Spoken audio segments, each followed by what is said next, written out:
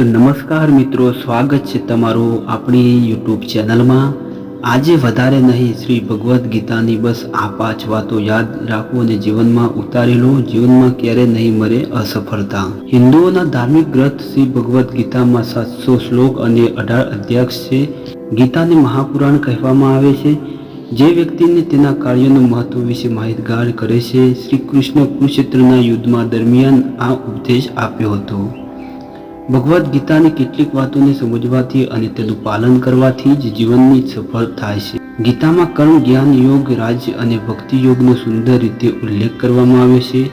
કહેવામાં આવે છે કે શ્રી ભગવદ્ ગીતામાં તમામ પરેશાનોનું નિવારણ છે। ગીતાના ઉપદેશોનું અનુસરણ કરવાથી જીવનમાં વિજય પ્રાપ્ત થાય છે। ગીતાના આ 5 અનમોલ ઉપદેશ છે। પહેલો, ગુસ્સા પર કાબૂ રાખવો। મહાભારતના યુદ્ધમાં ભગવાન શ્રી કૃષ્ણને અર્જુનને જણાવ્યું હતું કે મનુષ્યનો સૌથી મોટો દુશ્મન તેનો ગુસ્સો છે। ગુસ્સામાં વ્યક્તિ પર સ્વર પરનું નિયંત્રણ ગુમાવી બેસે છે અને આવેશમાં આવીને ખોટું કામ કરી બેસે છે। આ કારણસર ગુસ્સાને ખુદ પર હાવી ના થવા દેવો જોઈએ અને શાંતિ રહેવાની કોશિશ કરવી। બીજો, મન પર કાબૂ। મન તમામ દુઃખોનું કારણ બને છે। આ કારણસર મનને કાબૂમાં રાખવું જરૂરી છે। મન પર કાબૂ મેળવી લીધો હોય તો મનમાં ઉત્પન્ન થતી તમામ ચિંતાઓ અને ઈચ્છાઓ દૂર રહે છે। ત્રીજો, ફળની ઈચ્છા ના રાખવી। મનુષ્યએ કર્મ કરવું જોઈએ, ફળની ઈચ્છા ના રાખવી જોઈએ। વ્યક્તિ તેના કર્મ પર અનુસાર ફળ પ્રદાન કરવામાં આવે છે। કાર્ય કર્યા પહેલા પરિણામની અપેક્ષા રાખવાથી મન ભ્રમિત થઈ જાય છે અને યોગ્ય રીતે કામ થઈ શકતું નથી।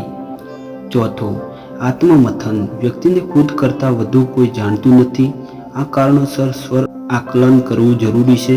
પોતાના ગુણ અને અવગુણને જાણીને વ્યક્તિનું નિર્માણ કરવાથી તમામ કામમાં સફળતા પ્રાપ્ત થાય છે।